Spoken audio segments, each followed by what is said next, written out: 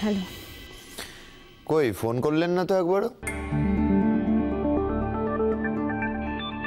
ও আপনি, এই তো দেখা হলো একটু আগে, ফোন করতে যাব কেন শুধু শুধু? হ্যাঁ তা অবশ্য ঠিক, আমারই এক্সপেক্ট করা উচিত হয়নি। আপনি কেনই বা আমায় ফোন করবেন? আমি আপনার কে?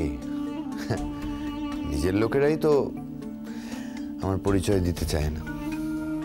হ্যাঁ আমারই ভুল হয়েছে। শুধু শুধু লোকের বিরুদ্ধে এত অভিযোগ কেন আপনার? দেখুন, জীবনে তো কারোর কাছে কখনো কিছু পাইনি। আপনাকে দেখে মনে হয়েছিল যে আপনার কাছে বোধহয় এক্সপেক্ট করা যায়। মানে? না না, অন্যভাবে নেবেন না প্লিজ।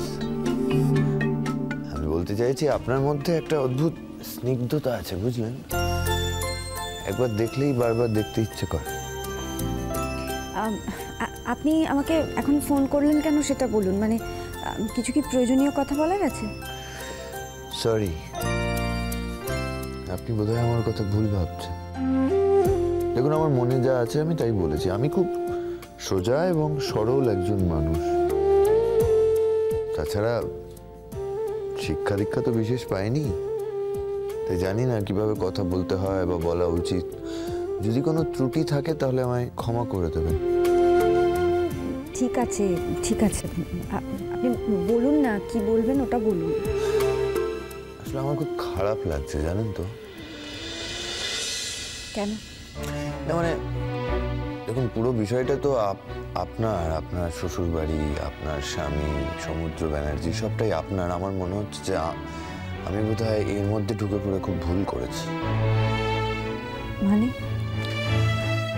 না, আপনার নিশ্চয়ই খুব খারাপ লেগেছে আমার কথাগুলো শুনে।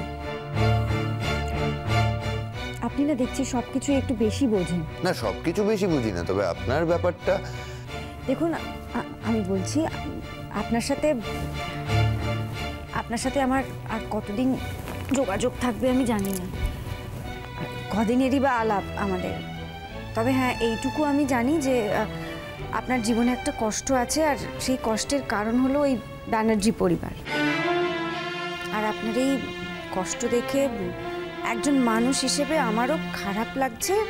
সেই জন্য হ্যাঁ, সেই জন্যে, শুধু সেই জন্যেই আমি আপনার পাশে থাকবো ঠিক করেছি। থাকবেন বলছেন? মানে ঠিক বলছেন তো? আমায় কিন্তু সারা জীবন সবাই কথা দিয়ে ফাঁকি দিয়েছে। আপনিও